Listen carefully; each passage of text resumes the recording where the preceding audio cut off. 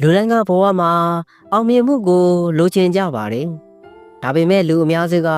ဘယ်လိုအောင်မြင်အောင်လုပ်ရမယ်ဆိုတာမသိကြပါဘူး။ဒီနေ့ဗီဒီယိုလေးကမိတ်ဆွေတို့မှာဒီအရာနှစ်ခုမရှိပဲဘလောက်ပဲအိမ်မက်မက်နေပါစေအောင်မြင်နိုင်မှာမဟုတ်ဘူးဆိုတာကိုပြောပြပေးသွားမှာဖြစ်ပါတယ်။ဒါကြောင့်ဗီဒီယိုလေးကိုအဆုံးထိကြည့်ရှုပေးကြပါ။မြို့ငယ်လေးတစ်ခုမှာအဖိုးအတူနေထိုင်ပါတယ်။နေတိုင်းသူဟာမြေပေးမှထိုင်ပြီးစကားတခွန်းသေးကိုသာပြောနေလေရှိပါတယ်။အဲ့ဒီစကားကတော့မင်းလိုချင်တာကိုရလိုက်မယ်။မင်းလိုချင်တာကို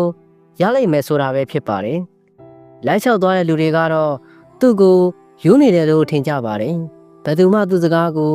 နားမထောင်ကြပါဘူး။ဒီနေ့မှာတော့နေတိုင်းလိုပဲအဖိုးကမင်းလိုချင်တာကိုရလိုက်မယ်လို့ပြောနေခဲ့ပါတယ်။အဲ့ဒီအချိန်မှာဗစ်တာလို့ခေါ်တဲ့လူငယ်တူဟာအဲ့ဒီလမ်းအတိုင်းရှောက်လာခဲ့ပါတယ်။ဗစ်တာဟာအဖိုးရဲ့စကားကိုကြားတဲ့အခါရက်လိုက်ပြီးအဖိုးအစီကိုရှောက်သွားလိုက်ပါတယ်။အဖိုးကျွန်တော်တို့လိုချင်တဲ့အရာမှန်သမျှရနိုင်တယ်လို့အဖိုးဆိုလိုတာလား။ဟုတ်တယ်ဆိုရင်ကျွန်တော်လိုချင်တာကိုပေးနိုင်မလားလို့မေးလိုက်ပါတယ်။အဖိုးကပြောလိုက်ပြီးဟုတ်တယ်လူလေးအဖိုးပေးနိုင်ပါတယ်။ဒါပေမဲ့သဘောတူညီချက်တစ်ခုတော့ရှိတယ်။အဲ့ဒါကတော့အဖိုးပြောတဲ့စကားတွေကိုယုံကြည်ပြီးလိုက်နာရမယ်။ပထမဆုံးမင်းဘာလို့ခြင်းလဲဆိုတာပြောပြပါအောင်လို့မေးလိုက်ပါတယ်။ဗစ်တာကချက်ချင်းပဲအဖိုးကျွန်တော်အရင်ချမ်းသာခြင်းပါတယ်။ဒါကြောင့်စိန်နဲ့ဗရမ ्या ရောင်းနဲ့ကုန်တယ်တူဖြစ်ချင်ပါတယ်လို့ပြောလိုက်ပါတယ်။အဖိုးကဗစ်တာရဲ့စိတ်ဝင်စားမှုကိုကြားတဲ့အခါဝမ်းသာသွားပါတယ်။လူလေးမင်းရဲ့ဆန္ဒပြေဝလာလိမ့်မယ်။မင်းကိုစိန်နဲ့ဗရမ ्या တွေအများကြီး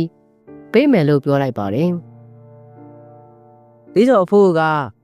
ဗစ်တာရဲ့လက်ဖွားပေါ်မှာသူ့လက်ကိုတင်လိုက်ပြီးလူလေးအဖိုးမင်းကိုကဘာမှာအဖိုးတိုက်တန်ဆုံးစိန်ကိုပေးလိုက်ပြီးသူ့ရဲ့နာမည်ကတော့အချိန်မဲဖြစ်တယ်။ဒါကိုခံမြဲစွာကင်ထားပြီးဘယ်တော့မှမဆုံးချုံးပါစေနဲ့။ဒီအချိန်ကနေ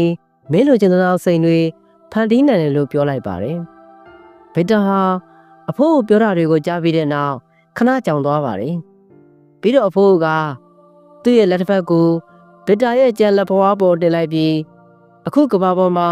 ဒုတိယအဖိုးထက်တဲ့ဆုံးဗရမ ्या ကိုယူလိုက်ပါ။အဲ့ဒါကတော့သိခံခြင်းပဲဖြစ်တယ်။မင်းအများကြီးစူးစမ်းပေမဲ့ရလက်တွေမရတဲ့အခါဒီဗရမ ्या ကိုအသုံးပြုပါ။ပြီးတော့အမြဲတမ်းမှတ်ထားပါသိခံခြင်းရှိတဲ့လူတိုင်းကဘာမှာဘယ်အရာကိုမစိုးအောင်မြင်နိုင်ပါတယ်လို့ရှင်းပြလိုက်ပါတယ်။ဗစ်တာဟာအဖိုးရဲ့စကားတွေကိုစိတ်ဝင်စားတော့နဲ့နားထောင်နေခဲ့ပြီးအချိန်နဲ့သိခံခြင်းဟာဘဝရဲ့အကြီးမားဆုံးယန္တနာတွေဖြစ်တယ်ဆိုတာကိုသူနားလည်လာခဲ့ပါတယ်။ဒါကြောင့်အဲ့ဒီနေ့ကနေစပြီးအချိန်ကိုဘယ်တော့မှမဖြုံးတီးဖို့နဲ့အခြေအနေတိုင်းမှာသိခံခြင်းကိုထိန်းသိမ်းထားဖို့သူ့ကိုယ်သူတစ်တဆိတ်ဂရုပေးလိုက်ပါတယ်။အဲ့ဒီနောက်ဗစ်တာဟာစိန်ကုန်တဲ့ကြီးတူရဲ့လက်အောက်မှာဝင်ရောက်ပြီးစတင်လောက်ကင်ခဲ့ပါတယ်။သူဟာအချိန်တစ်စက္ကန့်လေးကိုတော့မဖြုံးတီးခဲ့ပဲအလုံးနဲ့ပတ်သက်တာတွေကိုရိုးသားစွာသင်ယူခဲ့ပါတယ်။ကြိုးစားအောင်ထုံမှုနဲ့သိခံခြင်းကနေတဆင့်ဒီနေ့ပါသူဟာလူသိများတဲ့စင်ကိုတဲ့တူဖြစ်လာခဲ့ပါတယ်။ကျွန်တော်တို့ရဲ့ကိုယ်ပိုင်ဘဝတွေကိုပြန်ကြည့်လိုက်ရင်ကျွန်တော်တို့မှလည်းအိမ်မက်တွေရှိနေတာကိုတွေ့ရပါလိမ့်မယ်။ဒါပေမဲ့အချိန်ကိုစီမံခန့်ခွဲမှုညံပြင်းတာနဲ့သိခံခြင်းနှဲပါတာကြောင့်အဲ့ဒီအိမ်မက်တွေဟာအကောင့်ထဲမဖော်နိုင်ခဲ့ပါဘူး။ဘဝမှာဘယ်ပန်းနိုင်ကိုပဲရောက်ဖို့ဖြစ်ဖြစ်အချိန်နဲ့သိခံခြင်းဟာအရေးကြီးဆုံးအရေးအသွေးနှစ်ခုပဲဖြစ်ပါတယ်။ဒါကြောင့်အချိန်ကိုမဖြုံးတီးဖို့နဲ့ခက်ခဲတဲ့အချိန်တွေမှာသိခံခြင်းကိုမဆုံးရှုံးဖို့သတိရပါ။ဘာဖြစ်လို့လဲဆိုတော့အချိန်ထက်ပိုတန်မာတဲ့သူမရှိသလို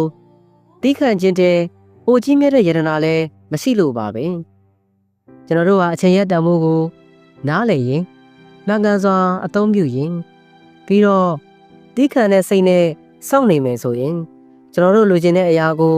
ရရှိနိုင်ပါတယ်။ဒါကြောင့်အမြဲတမ်းသတိရပါ။အရာရာမှမလောပဲအချိန်နဲ့သိခံခြင်းဆိုတဲ့တန်ဖိုးရှိတဲ့ကြောင့်မြတ်တာနှစ်ပါးကိုတင့်စိတ်အတွင်းထဲမှာထိမ့်သိမ်းထားပါ အဲ့ဒီအခါမှသာသင်လိုချင်တာတွေကိုရရှိလာပါလိမ့်မယ်ကျွန်တော်ရဲ့ဗီဒီယိုလေးတွေကမိတ်ဆွေတို့အတွက်အကျိုးရှိတယ်ဆိုရင်ကျွန်တော်ရဲ့ channel လေးကို